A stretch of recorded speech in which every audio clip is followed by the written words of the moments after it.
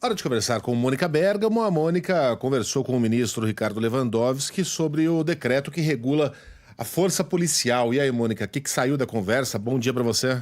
Bom dia, Megali, bom dia a todos. Pois é, bastante polêmico esse decreto dele. O ministro da Justiça diz que o governo Lula não pretende recuar do decreto que estabelece normas para o uso da força policial, Megali, restringindo o uso de armas por policiais.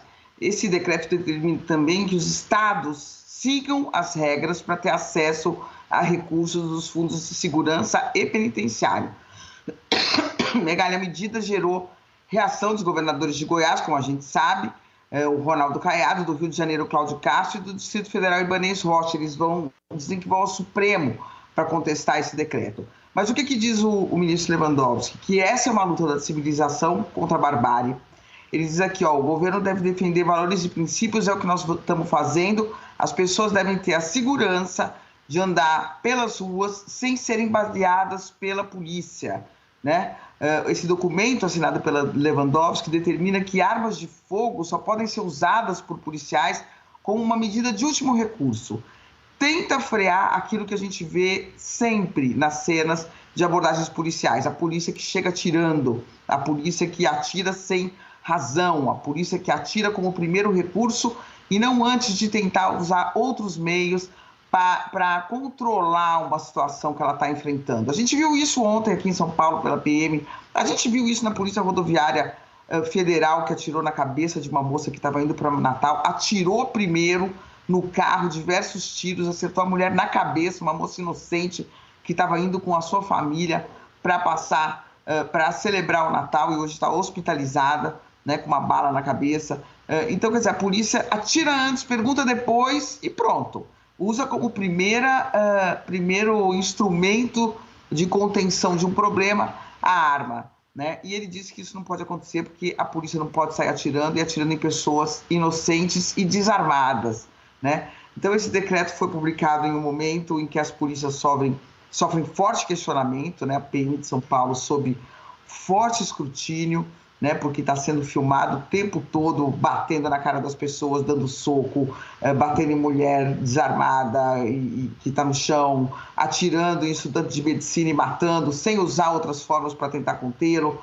Enfim, tudo que a gente viu aí nesses últimos meses, e agora, para não dizer que é só a PM, também a Polícia Rodoviária Federal cometendo essa violência sem tamanho, né? Então, os 3 governadores dizem que essa medida interfere nas políticas de segurança dos estados, né, porque elas condicionam o repasse dos recursos à adoção das regras do governo federal. Eles dizem que os governos estaduais têm autonomia para adotar suas próprias regras para o uso de armas, mas o ministro Lewandowski, que ficou 17 anos, Megali, no Supremo, diz que não tem nada de inconstitucional nessa regra, que o decreto dele está regulamentando o uso das armas para as polícias federais, Polícia Federal, Polícia Rodoviária Federal, e que os estados que não quiserem seguir essas normas têm uma solução de não pegar esses recursos, né? Mas se quiser pegar os recursos têm regras para serem usados, como qualquer recurso. Quando você vai acessar o recurso, você tem que seguir as regras, que essas serão as regras, e que eles não pretendem recuar tão cedo, não pretendem recuar, não é tão cedo, não pretendem recuar dessa medida, Megali. Então, o ministro Lewandowski reafirmando o compromisso aí de tentar disciplinar o uso de armas pelas polícias brasileiras, Megali. Dá para entender o quão controversa é a medida. Quando eu digo controversa, não estou dizendo que ela está errada, tá? Mas é controversa. Obviamente, ela abre espaço para interpretações, enfim. Aí a cabeça vai longe, né? É um governo que defende bandidos, babá, enfim, esse papo todo, como se alguém tivesse interesse em defender bandidos. Olha, bandido é uma coisa boa. Quanto mais bandido, melhor. Oh, que pena, caiu a criminalidade. Por mais que eu defenda os bandidos, que notícia ruim para o país, para todos nós. Então, é um negócio que não faz sentido, mas corre por aí, né? A imprensa defende bandidos, a esquerda defende bandidos. Talvez, se as autoridades estaduais que são responsáveis pela segurança pública nos seus estados, quando desses episódios de violência tomassem medidas efetivas para que eles não se repetissem, aí eu falo de autoridades estaduais e federais também, a gente não precisasse chegar a esse tipo de medida de cima para baixo. né, Mônica? Talvez ela não fosse necessária, talvez estivesse já dentro do... como é que eu vou dizer? Do espírito das corporações. Isso, do espírito da corporação, que você não abre fogo primeiro e pergunta depois. Vou dar um exemplo aqui. Ih, lá vai falar de Bolsonaro. Bom, fazer o quê, né? O cara era o presidente da República, né? Quando da morte daquele homem no Rio de Janeiro, naquele carro alvejado por mais de 80 tiros, sendo que 257 tiros foram disparados. Aliás, me impressiona, né? Que só 1 a cada 3 tiros atingiu o carro. Os outros 2 ficaram voando por aí, né? Quantas pessoas poderiam ter sido atingidas por essas balas? Mas foram 257 cápsulas que foram deflagradas. Você sabe qual foi a palavra do presidente da República naquela época, Mônica? Não. Nenhuma. Ele não tinha nada a dizer a respeito do assunto. Uma força federal, né? Os militares, um grupo do qual o presidente da República na época havia feito parte, que estava compondo o seu governo, estava espalhado por todo o seu governo, dispara 257 vezes contra pessoas inocentes num carro em que havia uma criança, e o presidente da República não tem absolutamente nada a dizer a respeito desse assunto. Então, qual é o freio que você está colocando ali para que outros militares no futuro também não despejem 257 balas em cima de um carro? Nenhuma. Quando o governador do estado de São Paulo, ao ser confrontado com denúncias graves de abusos policiais, de inocentes sendo atacados e mortos por policiais furiosos naquela ação no litoral sul de São Paulo, diz que não está nem aí e que pode procurar a Liga da Justiça, que ele está pouco se lixando, que recado ele está dando? Continuem, façam assim. É claro. E depois agora teve que fazer um recuo grande porque começou a atingir a popularidade dele, inclusive, né? Enfim, a visão que as pessoas têm sobre a segurança. Mas é isso, Megali, quer dizer, a gente vê também, é isso que você falou, se estivesse no espírito das corporações, isso não precisaria estar sendo reafirmado, uma coisa tão básica como atirar em último caso. As cenas aqui da PM de São Paulo, eu fiquei impressionada, né, da viatura chegando para desbloquear uma rua, a PM estava certa. A rua estava bloqueada indevidamente, ela recebeu queixas, ela chega lá para desbloquear a rua. Aí a viatura, em vez de chegar para desbloquear, chega batendo nas pessoas, vira uma confusão desgramada e o policial atira numa pessoa que estava filmando a cena. Quer dizer, é um despreparo para chegar e desbloquear uma rua. 2 viaturas não conseguem desbloquear uma rua, termina numa confusão enorme e com tiro. E o PM afastado. Eu ouvi uma vez de um policial, sabe, Megali, uma frase muito interessante. Ele falou, o PM acredita nos governantes, né? De que ele pode fazer tudo, vai lá, faz e depois é expulso, é processado, é preso, perde tudo gastando dinheiro com advogado, porque a hora que o cara aperta, a corda vai estourar no colo do PM mesmo, que foi lá e atirou, né? Então, são muitas as questões e muitos os esforços que tem que ser feito para que isso seja incorporado ao espírito das polícias e que, de fato, a polícia comece a agir com um preparo, mostre um preparo maior para lidar com determinadas situações. A Polícia Rodoviária Federal sair atirando num carro que estava dando um pisca-alerta para estacionar e deixar a polícia passar é uma coisa inadmissível, inexplicável, né? Inacreditável. E, de fato, agora policiais afastados, tudo acontecendo. Quer dizer, tem que ser antes, o ministro está correto, antes de acontecer essas tragédias, há preciso ter um controle. Claro que se a polícia vai no meio de um tiroteio, ela vai revidar o tiroteio. Mas esse carro não teve tiroteio, esse carro estava estacionando, as pessoas nessa via estavam desbloqueando a via quando o policial sai batendo em todo mundo, e aí resulta numa confusão e num tiro. Quer dizer, é isso, né? Você sabe que a Polícia de São Paulo estava indo nessa direção, Mônica. Eu estava conversando com ex-policiais, né, na semana. E o que eles me disseram é o seguinte, a Polícia de São Paulo mudou demais desde a época do Maluf, né? Desde a época do Quércia, do Fleury, a época da Rota na Rua.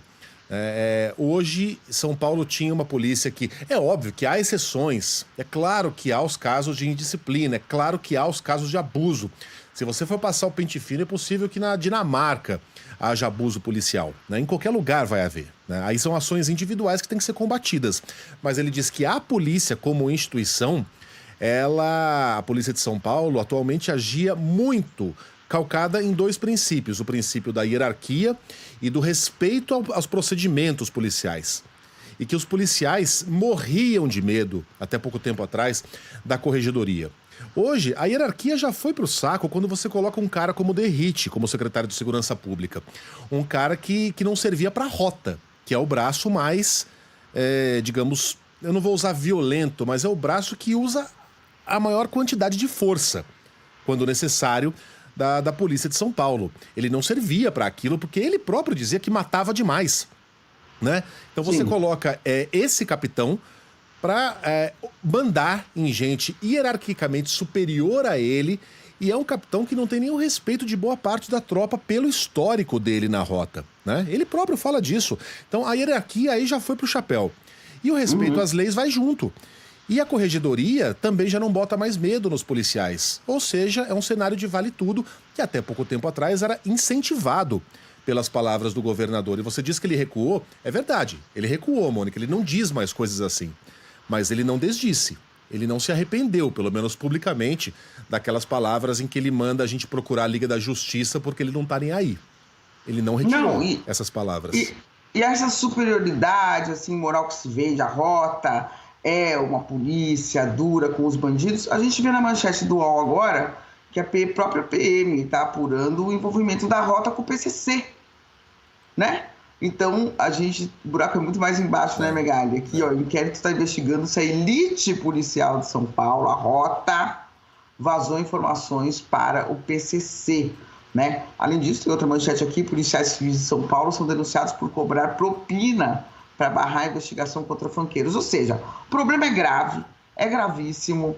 O Brasil, como não há uma guerra declarada, a gente segue vivendo como se vivesse em paz, mas não vivemos em paz e temos problemas seríssimos da polícia que precisam ser enfrentados, né, Megali?